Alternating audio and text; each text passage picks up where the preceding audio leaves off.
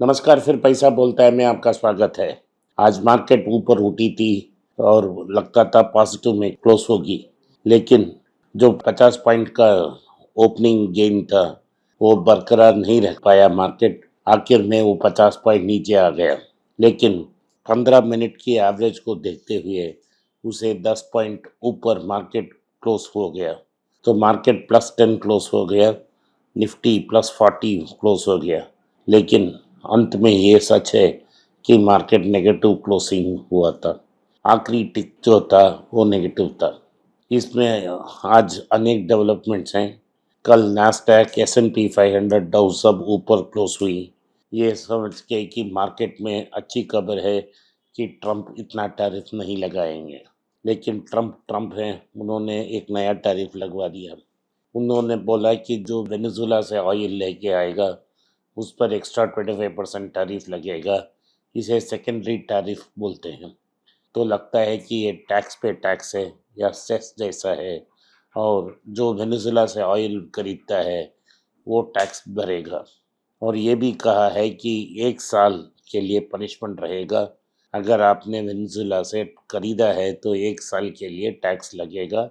अगर आपने छोड़ दिया तो भी, अगर आप 6 महीने के लिए वेनेजुला से ऑयल खरीद रहे हैं आज से, सो टैक्स मिनिमम 18 महीने के लिए लगेगा। भारत, चाइना, स्पेन ये मेजर अफेक्टेड नेशंस हैं। इसमें भारत में से 6.5 लाख बैरल्स पर डे ये रिलायंस इंपोर्ट करती है और प्रोसेस कर रही है। तो इसीलिए रिलायंस के कारण भारत पे टैरिफ लगने वाला है। अगर ये टैरिफ बरकरार रहा और टैरिफ अनाउंसमेंट थ्रेट जो उन्होंने की उसको हमें उन्होंने पुश किया, तो कल एल्युमिनियम और फार्मा में भी उन्होंने टैक्स की बात की। तो इसके कारण आज जो फार्मा मेजर्स थे वो नीचे 3% क्लोज हुए। तो आज इंडसइंड बैंक में भारी गिरावट देखने की मिली, वो लगभग 5% गिरी।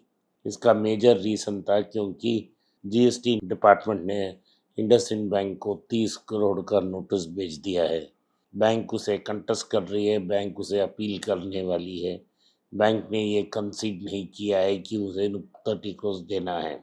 फिर भी जब भी नेगेटिव न्यूज़ आता है, एक स्टॉक को नीचे पुश किया जाता है, तो इधर नेगेटिव पे नेगेटिव न्यूज़ आ रहा है, इसीलिए मार्केट में वो 5% गिरी।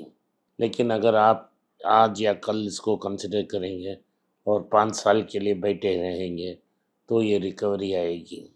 तो ये इंडसइंड की स्टॉक में तो ये की बात है कि मैनेजर और एमडी और डिप्टी सीईओ के ऊपर मार्केट की कॉन्फिडेंस चल गई है और आरबीआई का कॉन्फिडेंस भी चल गया। तो इसीलिए ये स्टॉक को मार मार के नीचे किए जा रहे हैं।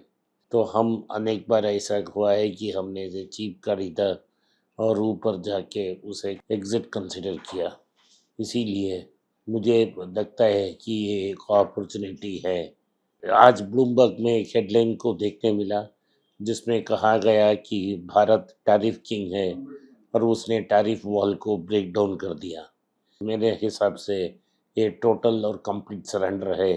भारत ने अपना टैक्सेशन का राइट सरेंडर कर कर बैठा है। तो इंडिया ने कल अनाउंस किया कि April 1 से वो equalisation levy on digital ads को वो ख़त्म कर देगी, क्योंकि ये डिजिटल एड्स सिंगापुर और अदर जगह से आती है। इसमें गवर्नमेंट को कोई रेवेन्यू नहीं मिलती है। गवर्नमेंट इसमें परसेंटेज टैक्स लगाती है 6%। इसे April 1 से हटा रहे हैं। इसका बेनिफिट गूगल, मेटा और अनेक कंपनियों पे होगा और ये लाभदायक सिद्ध होगा। तो उन्होंने इसको बदल दी। अगला न्यूज़ ये है कि महिंद्रा एंड महिंद्रा ने सुमोटोमो और इज़ुज़ू नाम का कंपनी को खरीदने की कोशिश कर रही है, जहां वो सुमिटोमो कॉर्पोरेशन की स्टॉक को खरीदना चाहती है। ये एक माइक्रो कैप कंपनी है, 2500 करोड़ के आसपास मार्केट कैप है। इसे एक शेयर को 1700 में खरीदने की अटेम्प्ट किया जा रहा है महिंद्रा के द्वारा। बातचीत चालू है, मुझे हमें पता नहीं कि कब ये ट्रेंड होगा, लेकिन क्यों कर रही है महिंद्रा एंड महिंद्रा। महिंद्रा महिंद्रा का बड़ा एम्बिशन था कि वो कमर्शियल व्हीकल्स को भी डोमिनेट करें, लेकिन ऐसा हुआ नहीं। इसीलिए हुआ नहीं क्योंकि उनकी जो नावी स्टार्स के साथ जॉइंट वेंचर था वो तो फेल हो गया। तो ये इसूज़ू की कमर्शियल व्हीकल खरीदने से पिकअप ट्रक मिलेगा और हेवी कमर्शियल व्हीकल्स और लाइट कमर्शियल व्हीकल्स में वो सीधा कम्पीट करेगा टाटा और अशोक लेलैंड से। तो हमें देखना पड़ेगा क्या ये डील गो थ्रू होता है कि नहीं होता है। तो पेशेंटली इंतज़ार करेंगे। मणिपाल ग्रुप ने मणिपाल हॉस्पिटल्स के $1 बिलियन की आईपीओ फाइलिंग की अनाउंसमेंट की है। ये एक्सपेक्ट किया जा रहा है कि ये जून तक आ जाए। तो वैल्यूएशन कंपनी का 8 से 10 बिलियन डॉलर आएगा। सिर्फ 10% स्टॉक को बेचकर $1 बिलियन बनाने की कोशिश कर रहे हैं। जो बैंकर शॉर्टलिस्ट हो रहे हैं उनमें Kotak Mahindra Capital, JP Morgan, Axis Capital, Jefferies, Goldman सैक्स भी हैं। इसमें ड्राफ्ट रेड हेरिंग प्रॉस्पेक्टस को जून 2025 तक दाखिल किया जाएगा और जो स्टॉक एक्सचेंज में पब्लिक इश्यू आएगा वो तो अगले साल 2026 में आएगा। एग्जिस्टिंग इन्वेस्टर्स कुछ स्टॉक बेच सकते हैं और 5 या 6 हज़ार करोड़ न्यू शेयर कैपिटल के हिसाब से आएगा, जिससे एक्विजिशन ऑफ न्यू ऑपरेशन्स और डेट रीपेमेंट भी करने की कोशिश कर रही हैं। टेमासेक जो सिंगापुर की सॉवरेन वेल्थ फंड है वो 59% ओन कर रही है। तो सारे प्रमोटर्स कुछ स्टॉक बेचकर प्रेशर को ईज करेंगे। मणिपाल टॉप 3 कंपनीज में से एक है और अप्रैल में ये हो रहा है। स्मॉल कंज्यूमर कंपनीज की ग्रोथ है वो बिग एफएमसीजी कंपनी से दुगना है। इसका मतलब है कि जो छोटे अनब्रांडेड या लोकल ब्रांड वाले चिप्स एफएमसीजी प्रोडक्ट्स हैं वो बेहतर कर रहे हैं क्योंकि वो मार्केट के बारे में अच्छी तरह जानकारी है उनकी और लो पिच ब्रांड्स डाल सकते हैं।